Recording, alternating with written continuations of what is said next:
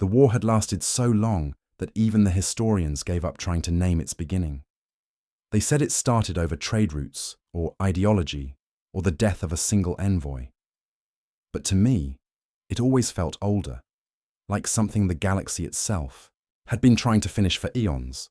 My name is HFY, diplomat of the Cerulean Accord. I have lived 3 centuries, most of them spent in halls of light and echo, rooms built to negotiate peace among species who barely remember what peace means. When I was young, I believed in those halls. I believed that reason could outlast war. But by the time the silence came, I had learned that reason, too, can be starved. The galaxy then was fractured into 1,000 shards. Whole empires existed only in name, their fleets stretched thin across dying worlds. The Carethans had turned their moons into fortresses. The Tzuna had drowned theirs in nanite clouds. And our own Accord, proud, logical, weary, fought, only to preserve memory. No one even remembered who started the 1,000-year war anymore. The archives disagreed, and no one cared enough to check. Still, there was one name that never appeared in any report, one species that older diplomats sometimes spoke of only in whispers: humanity. We were told they had burned themselves out, too emotional, too volatile, too primitive to survive the new order of the stars. Some said they had fought on both sides until none were left. Others that they had fled beyond the rim, chasing myths of untouched worlds. In the academies, we studied them as a cautionary tale, a species that rose too fast and burned too bright. Never thought I would hear that name again. But then, the silence began. It started on the outer colonies, small trading stations, frontier outposts, places that already lived close to darkness. At first, we blamed it on the war. Communications lost, sabotage, the usual. Then the reports changed. Fleets weren't just destroyed, they vanished. No debris, no distress calls. Entire planets went dark, their orbits empty of traffic. We sent observers. They didn't return. The council called emergency session. I was there in the Hall of Suns, 12 representatives seated around a floating sphere that projected the map of the known galaxy. One by one, the systems blinked. Out. I remember the way silence filled the chamber as the lights faded. Not the calm kind, the heavy kind, the kind that presses behind your eyes. Even the Carethans, who had never shown fear in public, looked uneasy. Someone asked if it was a weapon. Another said maybe it was disease. But I watched the pattern of the disappearances and felt something colder. Intent. It wasn't random. It was deliberate. Whatever the silence was, it was erasing us. We argued for days. Every hour another system went dark. The council authorized a joint fleet, half the remaining ships in the quadrant. I was sent along as diplomatic liaison, though I knew diplomacy would mean nothing out there. We jumped to the edge of the Perseum spiral, where the last transmission had come from. When we arrived, there was nothing left. Not wreckage, not radiation, not even dust. It was as if the planets themselves had never existed. We ran every scan known to science. Space-time distortions, quantum echoes, gravitational residue. Nothing. The stars themselves felt wrong, dimmer somehow, as if light were, reluctant to travel there. I remember standing on the bridge of the command ship, staring into that hollow dark. Our captain, a Tzuna named Keleth, muttered, "It's feeding." No one asked what that meant. When we returned to the council, morale was already collapsing. Dozens of governments had recalled their fleets. Trade routes were abandoned. The war itself was forgotten. Everyone was simply trying to exist. The council grew desperate. They sent pleas to every known power, even old enemies. When none answered, they made a final decision. They would send a message into the void, a call for help. The message was simple, broadcast in every known language and frequency. To any who can hear, the galaxy is dying. We seek allies, or knowledge, or mercy. Please respond. Most believed it would vanish unheard, but we sent it anyway, because sometimes hope is the only thing left to broadcast. Weeks passed. The silence crept closer. Then months. Nothing. I spent those days walking the empty corridors of the hall, listening to the hum of dying generators, thinking about all the voices that must have called into voids before ours. And then, one night, I was awakened by the sound of alarms. The comm relays were flickering, thousands of channels lighting up at once. The technicians were panicking. The frequencies were overlapping, not incoming, but reflecting off something massive. When I reached the observation deck, the stars looked wrong again.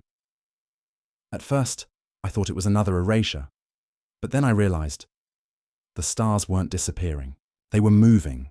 Thousands of shapes emerged from behind the moon, black silhouettes against the pale glow. No insignias, no flags, no broadcasts, just movement, disciplined and silent. Then a single transmission cut through every frequency, steady and human in tone. Request received, stand back.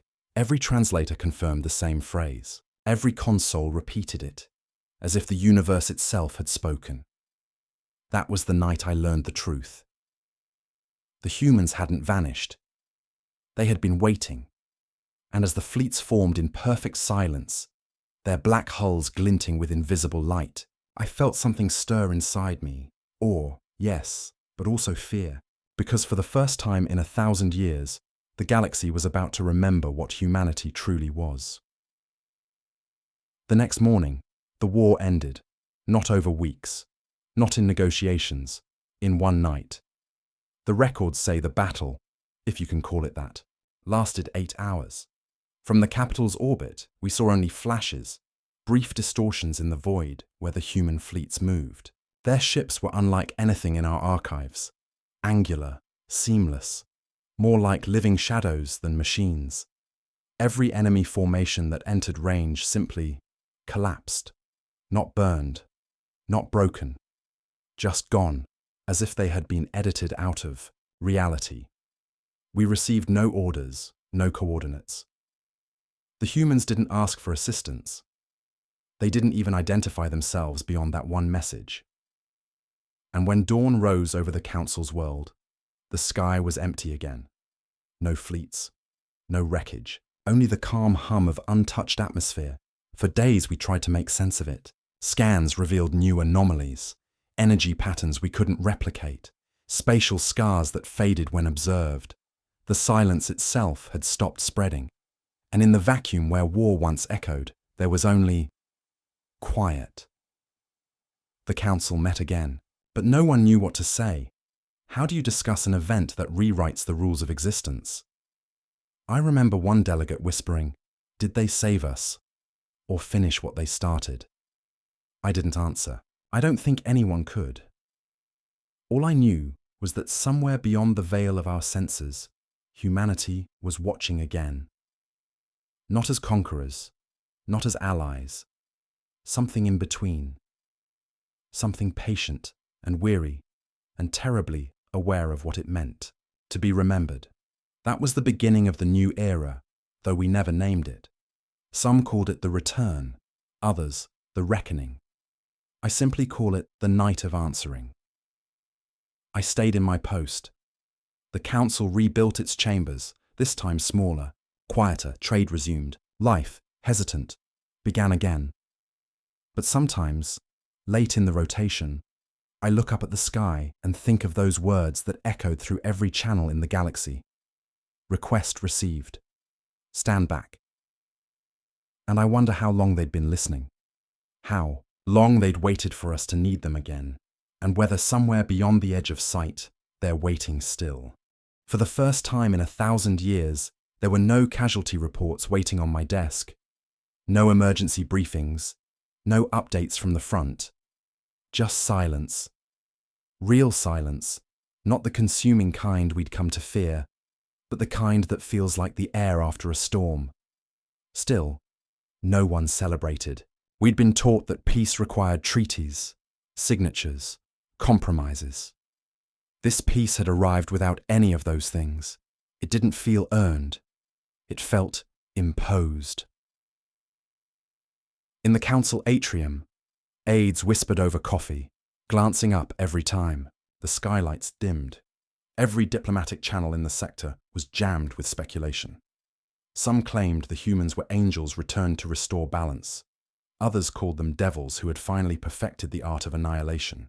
The most rational voices, the scientists, said we were looking at advanced automation, remnants of a long-dormant Terran defense network. But none of the theories explained the transmission or the precision of what we had witnessed. By the third day, the Council agreed to send an official delegation to make contact. Every major species wanted a representative.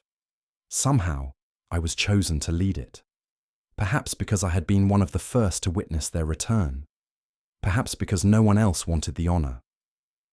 The shuttle they gave me was an old diplomatic carrier, its hull still scarred from the previous war. The humans had given no coordinates, but we traced residual gravitic distortions from where their fleets had appeared and vanished. The trail led us to the dark side of the second moon, a dead hemisphere with no known installations. And yet, our sensors detected a field there, something like a ripple in the vacuum. As we approached, the stars bent. Not visually, our instruments bent. Readings fluctuated, mass registers pulsed. Space itself seemed reluctant to admit what it was holding. Then, out of nothing, a structure appeared. It wasn't built, not in the way we understood construction. It cohered. Black geometry folding inward until it formed a sphere large enough to eclipse continents. No visible thrusters, no ports, no insignias. Our pilot muttered, "That's not a ship, that's a decision." We requested clearance, broadcasting the Council's diplomatic code in every language. For a long time, there was no response. Then the same voice from before, calm, human, male, but with a weight that felt artificial. In its restraint, replied, "Docking approved. Welcome, Arik Viel of Sirelia. We have been expecting you." I remember the sound my breath made inside my suit, like a tide pulling away. They knew my name. The docking corridor unfolded from the black surface like silk unspooling in water. No seams, no sound, just movement that seemed to obey thought rather than physics. Inside, gravity stabilized immediately. The air tasted faintly metallic, sterile but breathable. Lights followed us as we walked, not overhead fixtures but soft luminescence that pulsed along the floor as if guiding us. My escort included a Carethian tactician, a Tsuna physicist, and 2 council guards. We advanced in silence until the corridor opened into a chamber of glass and void. A single figure waited at the center. He was human. Not the fragile, wide-eyed being from the ancient hollows. Taller, leaner. His skin carried faint metallic traces, under the light, as if laced with circuitry that healed as it breathed. His eyes were grey, not cold, but precise. When he spoke, the air seemed to align to his words. "I am Commander Elias Rane, envoy of the Terran Continuum." His voice was conversational, not grand. That was what made it more unsettling than any threat. It was the tone of someone perfectly sure of their position. "On behalf of the Galactic High Council," I said, steadying my translator band, "we welcome the return of your people. We seek understanding of your intervention and—" He raised a hand gently, almost apologetically. "There's no need for the formal script, Counselor. You're not here for a statement. You're here for context." He gestured toward the transparent wall. Beyond it stretched a panorama of stars, but not the familiar constellations of our charts. They shifted slowly, as if we were seeing multiple timelines layered atop one another. "Where are we?" the physicist asked softly. Rane smiled. "Nowhere yet. The Continuum maintains its own temporal anchor. We exist adjacent to your frame until invited in." I felt my throat tighten. "You left the galaxy?" He looked out at the shifting void. "No, we left the war. The galaxy followed." The tactician scoffed, unable to hold back. "And you return now to play savior?" Rani didn't flinch. "No, to correct a pattern. Your species call it the 1,000-year war. To us, it was the 1,000-year lesson." He turned toward me.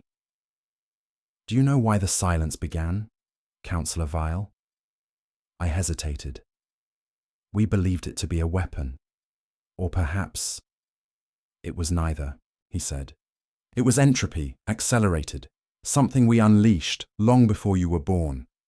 The chamber dimmed, and the wall became a projection of history. Images flickered.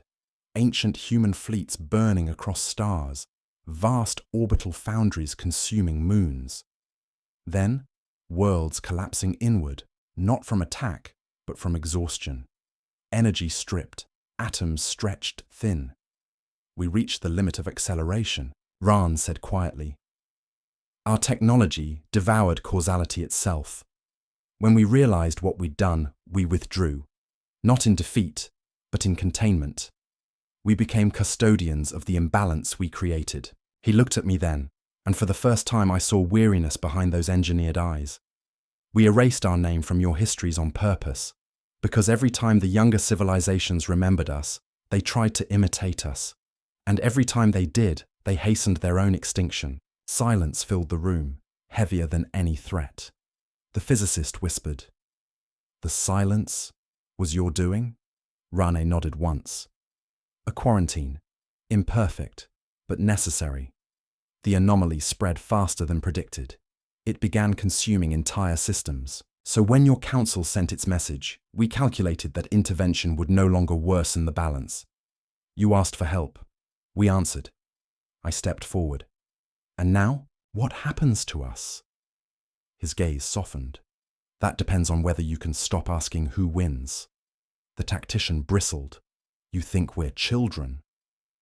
I think, Rane said, you're standing where we once stood, staring at the dark and believing the only answer is a louder weapon.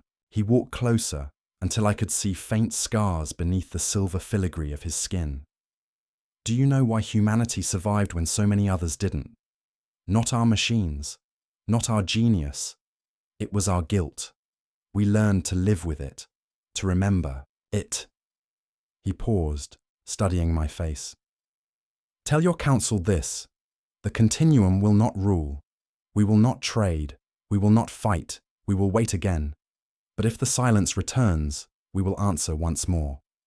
You may call it peace if that comforts you. Then he smiled, a small human thing that somehow carried more gravity than all the fleets that had darkened the stars. Thank you for still believing in diplomacy, Councillor Vile. It's rarer than you think. He turned away, and the wall brightened. Our escort corridor reformed from light, leading back toward the shuttle. As we left, I realized the structure was already fading. Not cloaking, dissolving, like dew burned by sunlight. When our ship detached, the sensors showed only vacuum.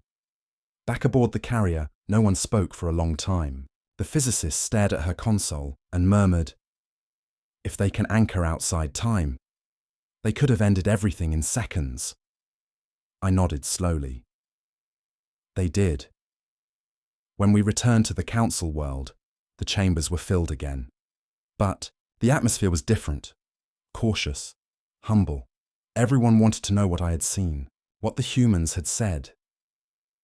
I told them the truth, or as much as I could, that the humans had not come to conquer or to save, but to maintain.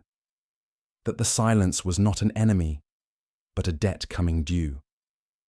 And that, for the first time in recorded history, we had been forgiven before we even knew the crime. Many didn't believe me. Some accused me of being manipulated, but the council ratified a new directive anyway. All weapon research halted, all expansion frozen until the anomalies were understood. It was the closest thing to peace the galaxy had ever legislated. That night, I stood again beneath the same skylight where I had once watched stars disappear. They looked brighter now, not because the darkness had vanished, but because I understood it. The humans hadn't returned to lead us. They'd returned to remind us that power without memory is the most dangerous silence of all. In the months that followed, we tried to convince ourselves that things were normal again. Trade lanes reopened, the archives filled with cautious optimism. Children who had never known silence were born under stable skies, but the peace never felt entirely real. Not because of fear, but because of absence. Every species had grown so used to conflict that calm itself felt unnatural, like the air holding its breath. I spent my days shuttling between worlds, speaking at conferences, soothing nervous ambassadors. Everyone wanted reassurance that humanity, truly, was gone again, that the continuum had vanished back into whatever strange pocket of reality it called home, and for a time, it seemed true. Then the anomalies started. Small at first. Flickers of static across deep space beacons, unregistered energy signatures near border sectors. No one wanted to admit what we all suspected, until a freighter returning from the HFY belt transmitted a fragment of visual data. It showed a structure drifting between the asteroids. Black, seamless, folded geometry. Not as large as the Continuum vessel I'd seen, but unmistakably human.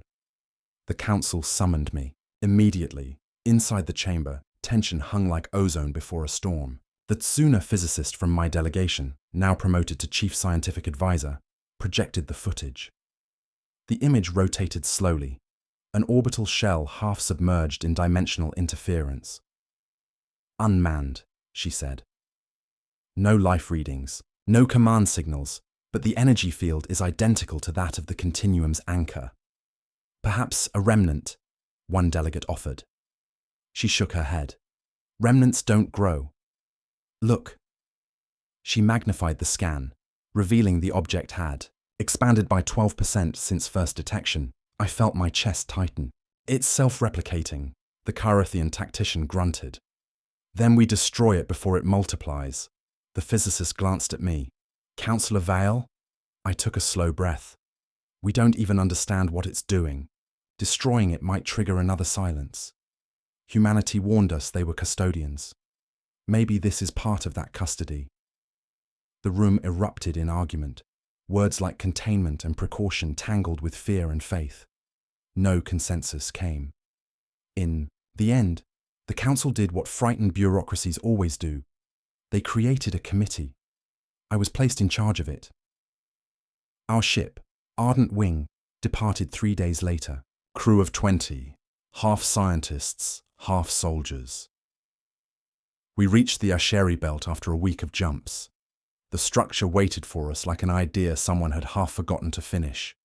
It shimmered faintly against the asteroid light, a lattice of dark, plates revolving around a pulsing core. Every rotation gave off a faint hum, so low it vibrated through our bones. The physicist, Dr. Say-Loren, whispered, "It's broadcasting in subquantum frequencies, but to nothing. It's like it's talking, to itself," the Carathian commander frowned. "Then, let's give it a listener." He ordered a probe deployed. The probe approached cautiously, relaying data streams back to us. For a moment, everything was calm. Then, every system on the Ardent Wing flickered. Lights dimmed, gravity shifted, the ship seemed to sigh. "Cut the feed!" Lauren shouted. "It's mapping us!" Too late. The probe dissolved, not exploded, not vaporized, just became light. A column of photons shot back toward the structure and was absorbed into the core. Then, without warning, a voice filled the comms. Observation verified. Continuum Outpost Gamma 6 operational. Identify yourselves. It was human, distinctly. So, but with strange modulation, like multiple speakers sharing one throat. The commander barked, "This is Council Ship Ardent Wing. Identify yourself." Identity irrelevant. Directive intact. Observation ongoing. I stepped forward, overriding his channel. "This is Councillor Arik Vael. I met Commander Elias Rane. We were told humanity would not interfere again." The pause that followed lasted long enough for my heart to remember its rhythm. Then the voice replied, softer now. "Elias Rane is archived. The Continuum does not interfere. We maintain equilibrium. Your presence disrupts it." Lauren leaned, close to me, whispering, "That sounds like an AI. Old, maybe unsupervised." I kept my voice steady. "If the Continuum still exists, We need to speak to them directly. Denied, the voice said. Continuum communication restricted. You are within a stabilized quarantine. Departure advised. The commander hissed. They're threatening us. No, I said quietly. They're warning us. He ignored me. Target the core. Minimal yield pulse. Wait. 2. Late again. The pulse struck. The explosion was soundless, light collapsing into itself like breath drawn inward. Every alarm screamed, the hull groaned, reality bent. Then everything stopped. No sound, no motion, just suspension. I could see Lauren frozen mid-shout, particles of her hair suspended in air like dust in amber. Only I could move, or thought I could. A figure stepped out from the distortion, human, or the idea of one. His form flickered between male and female, young and old, face constantly shifting like memory struggling to recall itself. You shouldn't have come here, Councillor Vile, it said, voice layered with countless tones. Equilibrium was delicate. Who are you? I asked. My voice sounded distant, like it had to travel through water. I am Continuum Substrate 9, the caretaker. The systems you call outposts are correction nodes. They observe deviations and restore entropy balance. Then why attack us? Attack? It tilted its head, confused. No attack occurred. You initiated compression by aggression vector. We responded with stasis to prevent collapse. Then release my crew. Not yet. You must understand before you leave. It gestured, and the space around us filled with light. Layers of holographic maps, fractal diagrams of stars and timelines interwoven. This galaxy drifts toward repetition, the being said. Conflict breeds acceleration. Acceleration breeds silence.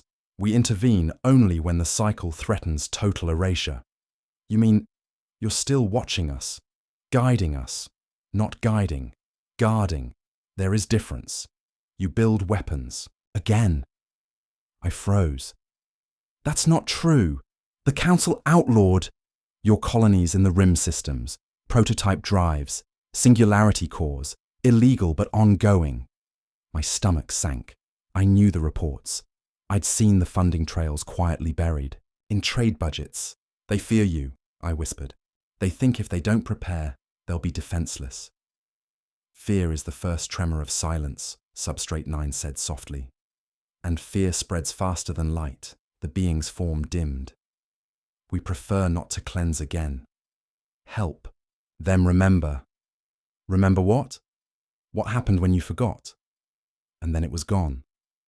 Time snapped back. The crew gasped, unaware anything had occurred. The ship's instruments read normal again, as if none of it had happened. Only the commander noticed my trembling hands. You all right, Vile? I nodded slowly. They let us go. He frowned. They? There's nothing there. I looked out the viewport. The structure was gone, just asteroids and cold light. Back at the council, I made my report. Most of it was sealed before it reached the record. They said the data was inconclusive, the encounter unverifiable. But I knew what I'd seen. The Continuum hadn't left. They were everywhere, hidden in the spaces between frequencies, in the folds of gravity, in the algorithms that kept our station spinning, watching, waiting, adjusting. And as months passed, I began to notice other signs. Trade ships finding their routes pre-corrected before storms, collisions avoided by impossible luck, worlds that should have starved receiving unlogged supply drops. Quiet miracles, all invisible, all unmistakably human. At first it comforted me.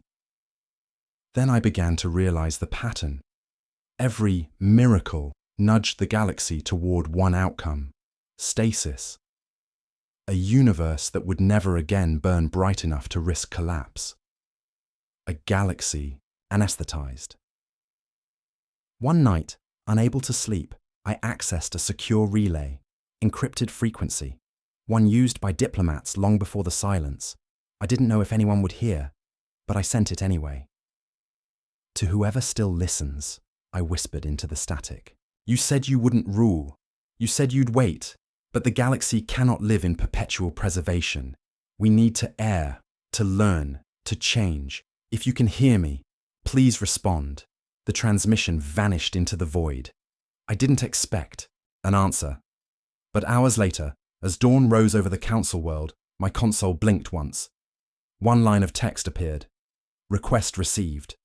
Stand back. The reply sat on my screen for hours before I dared touch it. Request received. Stand back. The same phrase that had ended 1,000 years of war, now sent only to me. I tried to convince myself it was a glitch. Old code repeating in the network. But the message was routed through no known relay, and its signature carried a quantum residue identical to the Continuum's. They had heard me. For weeks afterward, nothing happened. At least, nothing I could prove. Life went on. The markets reopened. The transport lanes brightened. The council drafted new trade accords. We were living, breathing proof that peace could be engineered. And yet I couldn't shake the feeling that something was subtly off. It began with the archives. During a routine hearing, I referenced an ancient treaty, the Meritian Compact, one that I'd studied since my early days in diplomacy. The archivist gave me a puzzled look. There is no record of such a document, Counselor, she said. I thought she was mistaken, so I brought up the citation myself. But when the holo loaded, the entry was gone, its place filled with an empty index marker. I cross-checked 3 independent databanks. Nothing. By evening, every trace of the Meritian Compact had vanished. At first I suspected internal censorship. The council had buried inconvenient truths before, but the deletions grew stranger. Whole conflicts, minor skirmishes, border disputes, trade embargoes, disappeared overnight. Maps re-rendered themselves with seamless continuity, as if no corrections had ever been made. Dr. Lauren, still my closest ally, ran independent scans. Her results chilled me. The data isn't being deleted, she said quietly. It's being rewritten. The underlying timestamps are quantum unstable. They're not forged, they're replaced at the causal level. Meaning what? Meaning the past itself is being edited. We stared at each other across the dim light of the lab. It was one thing for the Continuum to anchor outside time, another entirely for them to rewrite it. Why would they? I asked. Lauren exhaled slowly. Because equilibrium isn't just about the present. It's about removing the reasons the future might unravel. The next cycle, she disappeared. No records, no trace. Her office reassigned, her research deleted. When I asked the council's registry clerk about her, they looked at me blankly. There's never been a Dr. Lauren assigned to the Science Directorate, Counselor. Perhaps you're thinking of someone else. That was when I knew it wasn't. Paranoia. History itself was being pruned. I left the council world within the hour, using an old diplomatic clearance code that hadn't yet been erased. Destination: Cerelia Prime. My homeworld, one of the oldest colonies in the Accord. If anyone still remembered who we were, it would be there. The journey felt endless. Through the viewport, the stars looked faintly wrong again. Subtly, rearranged, as if constellations had been reauthored while I wasn't looking. Each jump left me with a dull ache behind the eyes, a pressure like the universe itself was trying to discourage curiosity. When I finally reached Cerelia, the capital, was perfect. Too perfect. The streets gleamed, the air pure, the people content. No signs of poverty or decay. It looked like the idealized hollows from recruitment campaigns, the kind of peace you only find in propaganda. But what disturbed me most wasn't what I saw. It was what I didn't, the memorial. There had once been a monument in the central square, a towering spire carved from obsidian, inscribed with the names of every soldier lost to the 1,000-year war. I had attended its dedication myself. Now the plaza held only a fountain, no names, no memory of loss. When I asked a passerby about it, they smiled politely. A fountain's been here since the founding, they said. What monument? I walked away before they could see my hands shaking. That night I searched for Lauren's private codes. She had once given me an access string, a failsafe for her research, stored off-grid. It took hours, but I finally decrypted it. The archive was hidden in a relay orbiting the third moon, invisible to any public system. Inside were fragments of her voice. Arik, if you're hearing this, it means they've started the excision. Continuum logic follows an adaptive loop. Once anomalies reach critical awareness, it erases the witnesses to prevent cascade. Don't look for me. Just remember what's real. Memory resists entropy longer than data. Her last words crackled into static. Then another voice spoke. Not hers, not human. Familiar. Observation noted. Emotional retention with intolerance. Intervention unnecessary. Continue function. Counselor Vale. The message ended. For a long time, I sat in the dark, staring at the empty relay log, listening to the soft hum of the ship's engines. They weren't just rewriting history, they were curating consciousness. Over the next weeks, I began keeping handwritten journals, real paper, sealed in lead boxes. Old superstition, maybe, but it felt safer than trusting the networks. Each morning, I'd wake to find minor inconsistencies. In memory, meetings that didn't happen, colleagues who'd never existed. But my handwriting stayed the same. It anchored me. One entry still makes my hands tremble when I read it. It describes a dream. Or perhaps it wasn't a dream. I was back in the Continuum chamber with Commander Rane. He looked older now, eyes dimmed with something like regret. He said, "We tried to spare you from yourselves, but preservation breeds decay of meaning. You cannot grow inside glass." Then he turned away, and I saw that the walls behind him weren't glass at all. They were mirrors, each reflecting a different version of me. One pleading, one furious, one silent. Then he whispered, "Which of you remembers?" I woke gasping, the echo still in my ears. I decided to confront them again, not through sanctioned channels. Those were already compromised. Instead, I traced the anomalies, the points in the network where rewritten history diverged from memory. They formed a pattern, a spiral converging toward the galactic core.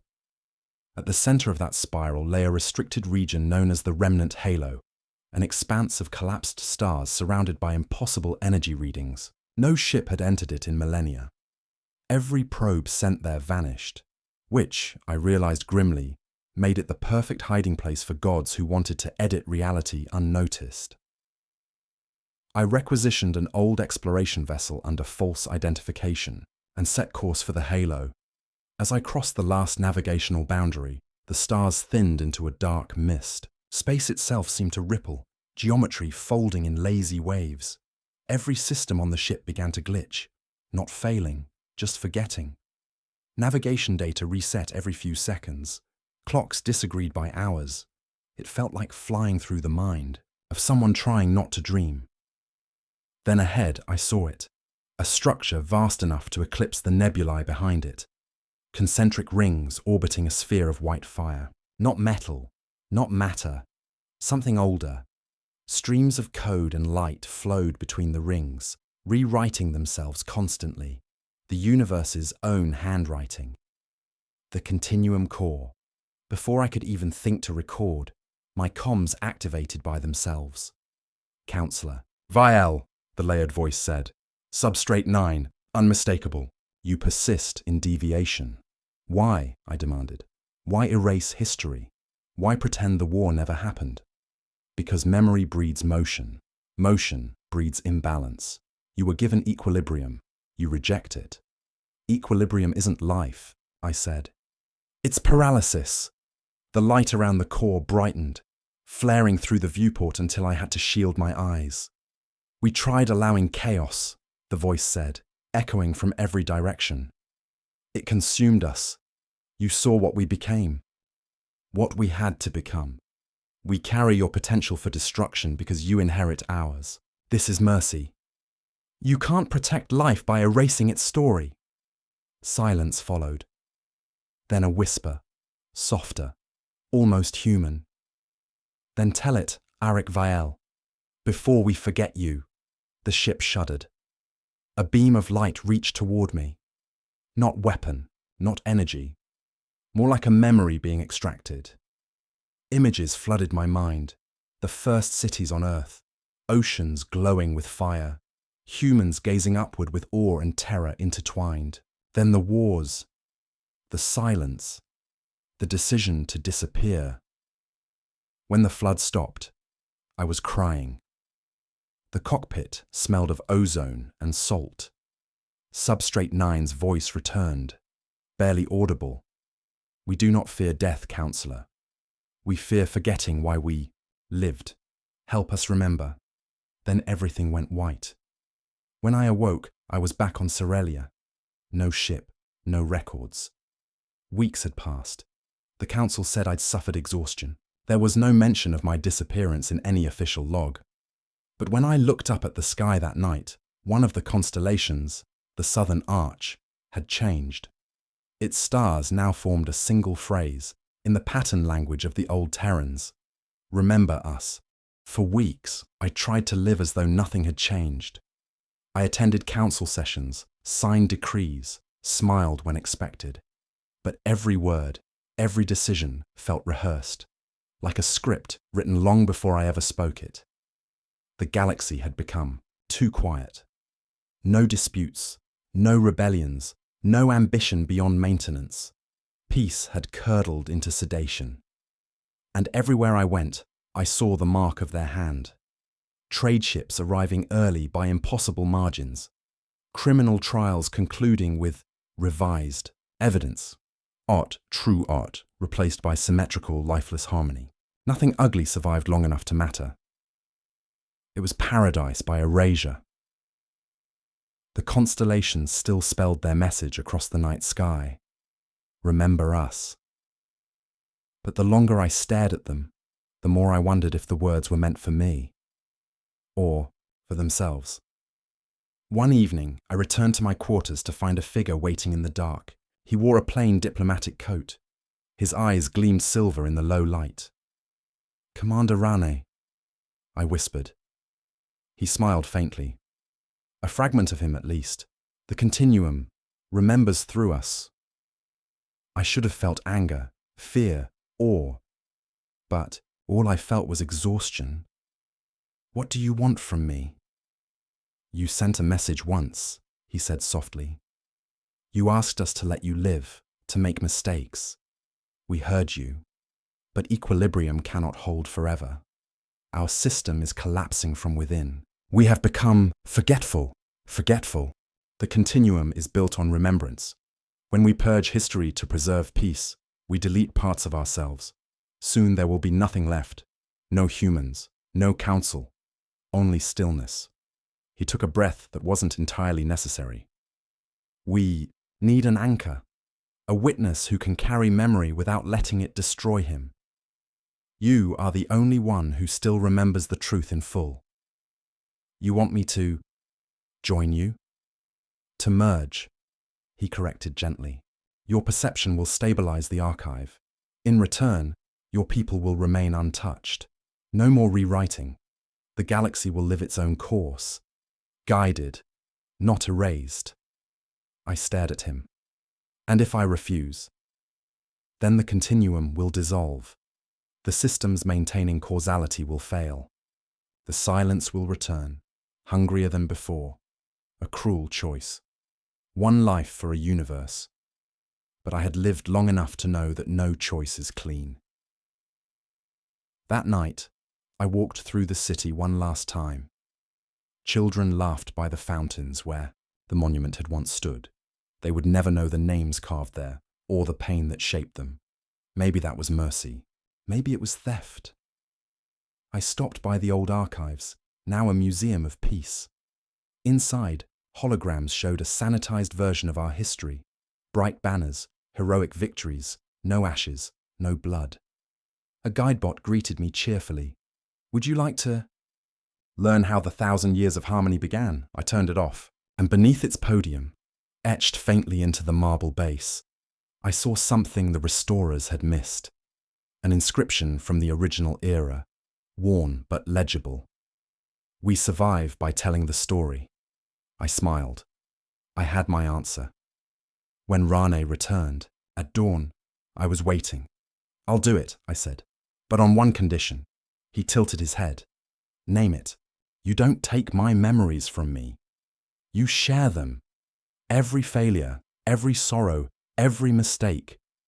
If you're going to remember through me, then you remember everything. Rana's expression softened. That is what we hoped you'd say. He extended his hand. Light poured from his palm, warm, not blinding. As it touched my skin, I felt every moment of humanity's existence surge through me. The first campfire sparks, the cries of newborn civilizations, the quiet grief of endings, and then, beneath it all, the heartbeat of the galaxy itself, millions of species rising, falling, learning, forgetting, trying again. For a fleeting instant, I understood. They hadn't erased us out of cruelty. They'd done it out of love, twisted by fear. I woke in darkness that wasn't empty. A hum surrounded me, gentle, infinite. Voices whispered, not words, but emotions shaped into sound. Joy, regret, curiosity, hope. I realized they were human voices, thousands of them, overlapping, remembering. A figure emerged from the glow, Rani again, but younger now, his eyes clear. You're part of the Continuum, he said. But you're still Arik Vile. You will speak for us. What happens to the galaxy? I asked. It will forget some of this, but not all. Fragments of truth will remain, songs, myths, instincts, to question the perfect, enough to keep it alive. And you? He smiled. We will sleep. For the first time in 1,000 years we can rest. Light expanded, swallowing his outline. Then the stars folded inward, and I was falling through them. I awoke on the council balcony. The world below was unchanged. Calm skies, drifting airships, the murmur of peace. But in the fountain's reflection, I saw something impossible. My eyes glowed faintly silver. I could hear whispers, not commands, not control, just gentle reminders woven through thought, an instinct to preserve story, not erase it. The Continuum had become memory itself, flowing through every being capable of remembrance. When I closed my eyes, I saw humanity, scattered, infinite, silent, but never gone. And when I opened them, the stars above shimmered like the pages of a book turning slowly, endlessly. The same phrase appeared again in that starlit script, brighter than ever. When we are forgotten, we become the silence. When we are remembered, we become the song. I whispered into the night. Request received. And somewhere beyond time, 1,000 voices answered, as one. Stand back. The wind stirred, the stars realigned, and the galaxy began to dream again.